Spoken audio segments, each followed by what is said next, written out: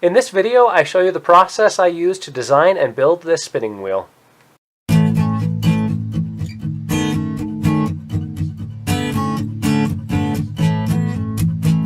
A few weeks ago, we showed you a video demonstrating a spinning wheel. In this video, I'm going to show you how I designed this and built it using scrap wood. So the main wooden components were made out of a scrap wood table that I pulled out of a dumpster.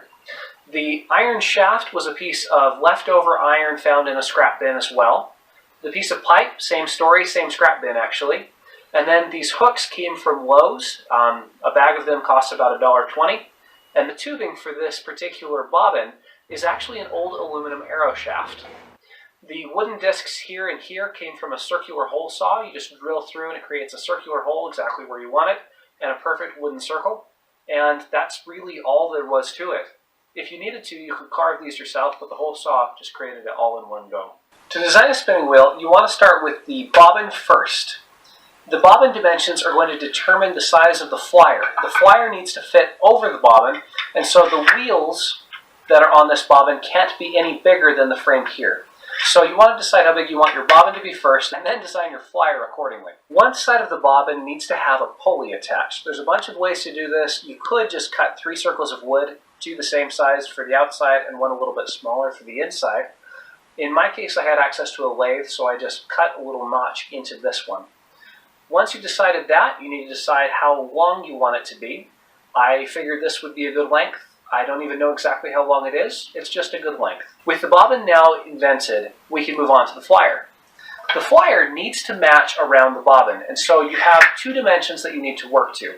One needs to be the width of the bobbin here, needs to be able to fit within the flyer.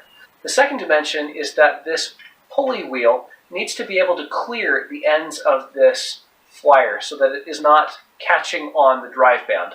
Designing the flyer is a matter of personal taste. You can design it any way you want. I figured this was a kind of an artsy design. The one thing you need to keep in mind is that it's the same on both sides so that it will rotate without wobbling.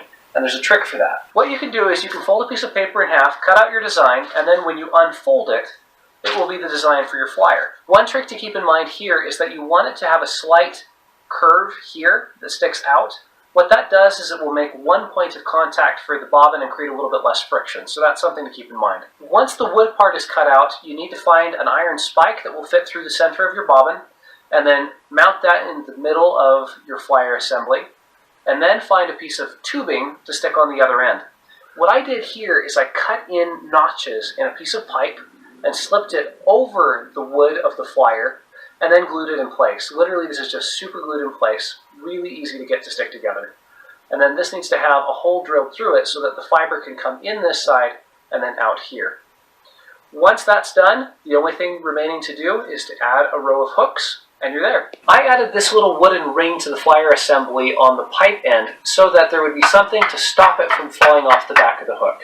I used the same folding paper technique to create 2 of these end caps out of wood, and then I drilled a hole through both of them at the same time to set the exact same point so that it would be parallel to the base.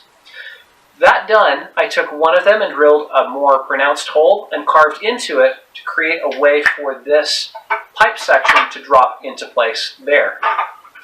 And then it's done. Rather than measuring exactly where I wanted the base to go, I used the flyer and the bobbin to measure for me. I set it all up together, just balancing on this piece of wood, and then glued the base into place where they came out. And now it's a perfect fit. So there you have it. That is the process that I used to design and build this spinning wheel. If you build one, please comment below and share that experience with us. And if you haven't seen the video that we did earlier demonstrating this wheel, please check the link here.